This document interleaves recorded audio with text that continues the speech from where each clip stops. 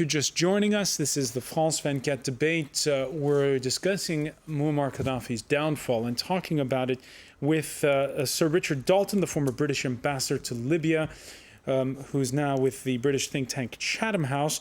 Also with us, Captain Philip Stoner, former Deputy UK Defence Attaché here in Paris. Chris Moore, France 24 reporter, who is off to Libya in the morning, as it were.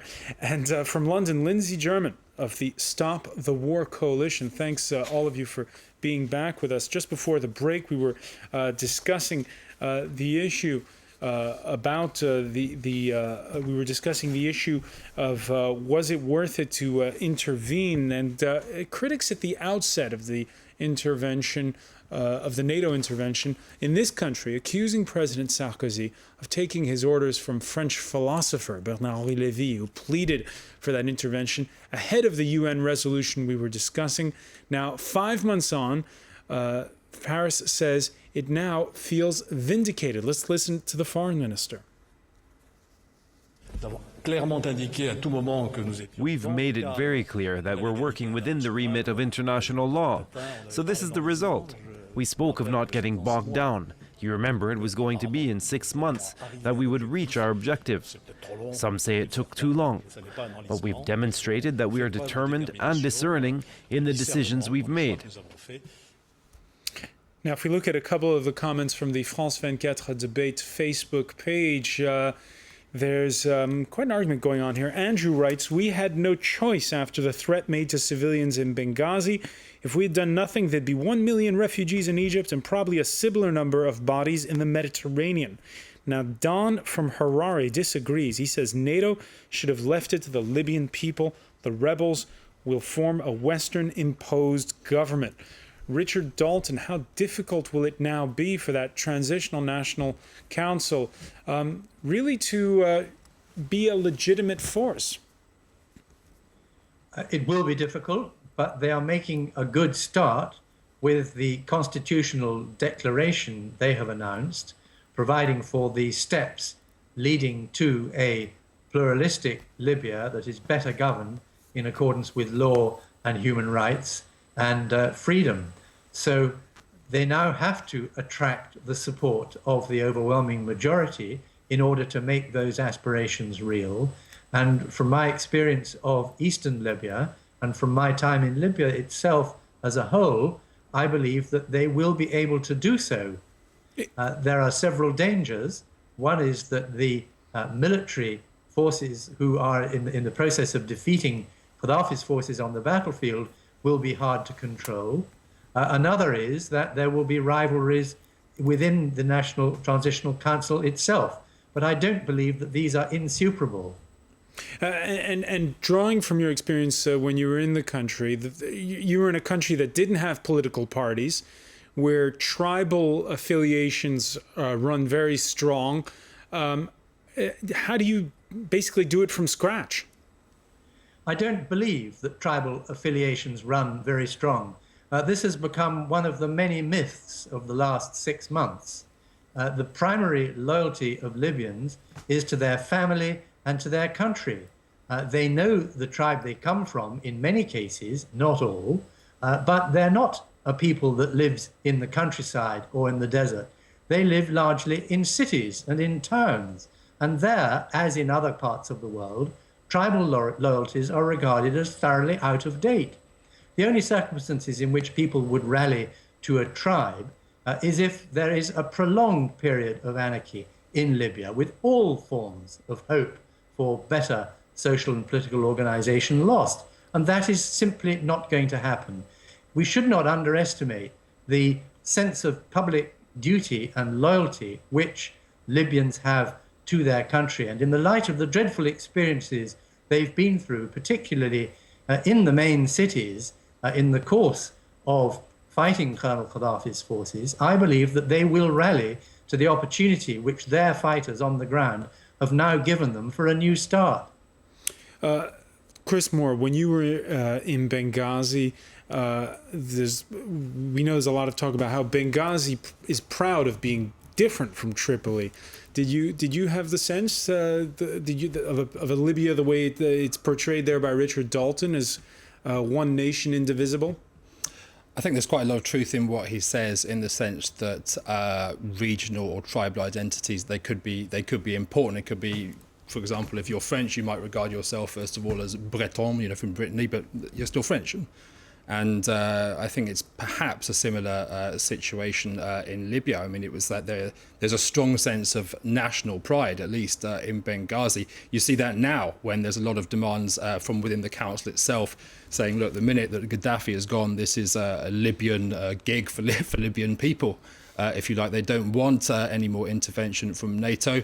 When you hear figures inside the National Council saying that, no, we're not sure that we're going to hand Saif al-Islam over to the ICC yet. We want him perhaps to be tried here in Libya, and the same for Gaddafi. There's a strong sense of not necessarily nationalism but national pride about it. They acknowledge that NATO helped. They acknowledge that they couldn't have won without NATO, but they want this from now on to be a Libyan operation for Libyan people. All right, and for the time being, the Transitional National Council predicting a speedy return to normal in Tripoli. We can hear one of their military spokesmen. A plan was agreed with groups inside of Tripoli to secure the city, to secure local and international organizations, and also to secure all private and public establishments. I think after today, and after the total freedom of the next few days, life will get back to normal. Lindsay German, are you reassured when you hear that statement? Not particularly, because I think what the most likely outcome in Libya is that there will be a government established, which is a pro-Western government. It will be probably a fairly weak government for the reasons that some of your other contributors have already said, that there are many differences among the rebels, from Islamist to pro-American figures within it, so there will be a whole number of differences. It will be quite a weak government, and to be perfectly honest, we've been here before. This is what we had in Afghanistan. This is the situation which still pertains in Afghanistan, and that it doesn't mean, just because this stage of the fighting is over, it doesn't mean necessarily a war is over. I think we would all hope that it would be over, but I'm not sure it's at all the kind of the glib scenario that some government spokesmen are really talking about. And therefore, I think that when we look at it, the whole question of the intervention will shape it. It's very interesting what Chris says, that many Libyans say to him, we wanted NATO to help us, now we don't want them to be around. And that's exactly the sentiment that I've had from many Libyans here in London. But the truth of the matter is they won't find it very easy to get rid of NATO. They won't find it very easy to get rid of the Western powers. David Cameron has said we will be, we've already had plans about how we stabilise the situation. The British do not have official troops on the ground, nor do any of the other I'm sorry, NATO powers. Lindsay German, I'm sorry, I'm going to have to interrupt you for a second, because we're going to go to Tripoli, and France 24's Sure. Catherine Norris-Trent. Catherine, can you give us an idea of the situation at the outset of the program? We heard cheers, we heard gunfire. Which way is it going in Tripoli right now? Well, it's a very confused situation indeed. There's a lot of shooting going on around. We're hearing gunfire. We're hearing heavy artillery fire as well. There are snipers stationed on roofs. In fact, in the area, residential area where we're now staying, that there's the carrying on, and groups of residents are out on the street trying to protect their local area. The rebels had rolled victoriously into the former Green Square. Now the rebels have taken up the pre-Gaddafi named Martyrs Square. They rolled in there victoriously, guns blazing, firing into the air, singing pre-Gaddafi national anthem. But they were driven out in the early hours of this morning, in fact, by some pro-Gaddafi loyalists, whether official troops or militias, but in pickup trucks, who drove right through Green Square and started shooting at those the rebels who'd been celebrating. So there, then that ensued in a gun battle and drove the rebels out. So they're a real example, right in the centre of Tripoli, that the rebels have not consolidated their gain on the capital, and that basically it is still fighting here, and the situation is very chaotic indeed. All right, and as we speak to you, Catherine, we can maybe call up a map of the capital, Tripoli, and on that map see that the situation you were mentioning there a moment ago, sort of the to and fro situation. Catherine, the people you've been speaking to, what's their feeling? Are they apprehending that this could go on for a while, or do they feel that though this is the last throes of resistance from the pro-Gaddafi supporters? People here really do fear that this could go on for some time. One Libyan woman I spoke to earlier today said, well, we're very patient people and we've waited for 6 months already, so we're ready to wait a little more. And people are expecting this now to go on for some time, because it seems that the fight is between scattered gunmen stationed on rooftops and other gunmen stationed around town or driving around in pickup trucks. So it's the kind of battle which actually, it often in military terms even, would take a great deal of time to clear out entirely of the city. People are saying, though, that they've lost so many people already. So many of their friends and neighbours have been killed in this uprising. There's a real sense of fear and of sadness that the capital is once again in the grips of violence. All right, Catherine Norris-Trent, thanks for joining us there from Tripoli, the capital, where you've been working around the clock for France 24. Philip Stoner, Catherine's account there, it sort of flies into the face of talk of jubilation. We're perhaps getting ahead of ourselves. I mean, clearly there's an issue that you now have the last remaining segments of Gaddafi's close forces, the ones who are highly trained, extremely loyal, right next to him, if indeed he is still there, in the center of Libya, of the capital of Tripoli. And about 20% of Tripoli, apparently, from what I understand, is still under his control. So it is inevitable you will have these sort of hard pockets of resistance. But the point is, as far as the rebels are concerned, the situation is now contained, and although it's not completely under control, it is not going to go any further geographically. They can't move any further north, they can't move any further east or west. It is actually all heading back onto Tripoli at the moment. So this will probably go on for a few days more, in my estimation.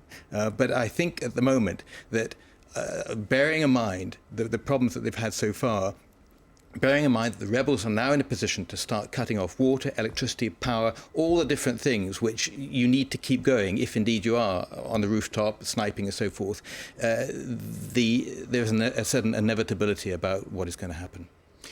Richard Dalton, your reaction to what Catherine just told us about the fighting? I don't think there's any new information there. It's going to take a little while, but I do think there's a clear trend. But it's very hard to know what's going on. When we look at the international reactions this Monday, we note that even though everyone says it's the end of Gaddafi, we also noted a certain degree of wariness over the Transitional National Council's ability to now, well, hold it all together. Let's take a listen, if you will, to the head of NATO. NATO is ready to work with the Libyan people and with the Transitional National Council, which holds a great responsibility. They must make sure that the transition is smooth and inclusive, that the country stays united, and that the future is founded on reconciliation and respect for human rights. I spoke to Chairman Jalil last week and will be speaking to him again today to agree with him the importance of respecting human rights, avoiding reprisals, and making sure that all parts of Libya can share in the future of that country. And compounding that underlying wariness, the lead editorial in this Monday's edition of The Guardian, saying there's plenty of evidence of common sense, democratic instinct, idealism, and decency, as well as professional competence waiting to be tapped in Libya. Experience, however, shows such elements can also be outflanked and wasted as more extreme forces scramble for advantage. And Richard Dalton, let me come back to you again on this. Which way, how will we know which way the pendulum is swinging? What's going to be the acid test now? The acid test is whether the National Transitional Council, having pacified Tripoli, attracts the consent and the cooperation of the overwhelming majority of Libyans, and that in consequence they are able to restore normal life, get supplies into the country, get the police back on the streets, resume supply of fuel to Tripoli, etc., and provide for resumption of good work in hospitals. All these things. That's the acid test. But it's easy to argue round and round as to whether the glass is half full or the glass is half empty. What The Guardian wrote could perfectly well have been written about the difficulty of getting around the problems caused by extremists in many a democracy. So yes, obviously, everyone's got to put their shoulder to the wheel. And I don't think there's any danger that somehow NATO is going to force itself on the Libyan people. I believe David Cameron, for one, when he says that this is going to be a Libyan-owned and a Libyan-led process. And if he should be tempted to go beyond that, then we've got democratic institutions ourselves to pull him back. But I don't think it'll be necessary. One final point before we go, Philip Stoner. NATO will definitely not be sending ground troops by what the accounts of all of the heads of state. How much strain has this put on the alliance? I think it's put a certain amount of strain, certainly politically, but they managed to find a way around it. And, I think the alliance can be criticised for many, many things. But one has to admit, and I come back to something that Lindsay said earlier on, the alliance has moved forward from Afghanistan and Iraq. And what they've learned here, and I'm not a spokesman for the alliance at all, but what I would say is they've learned that, there's a certain amount we can do, there's a certain amount we can't do. We can actually help from the point of view of using air power. It's a very blunt weapon, but it can be helpful. But keeping troops back and not putting troops on the ground makes this situation different to Afghanistan, makes this situation different to Iraq. One final word, Lindsay German. Well, I think to see Iraq and Afghanistan as success stories, I think is a very, very limited view. I think many people would regard the Afghan war as even worse than it has been at any other time. Certainly more people are dying there.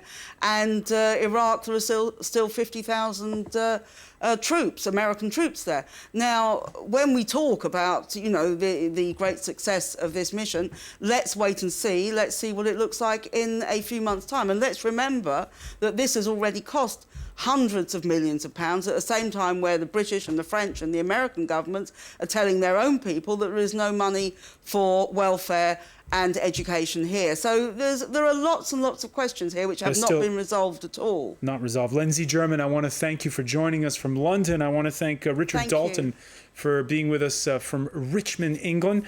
Philip Stoner, Chris Moore as well. And thank you for being with us for the France 24 debate. Stay with us. Coming up next, it's time for business with Marcus Carlson.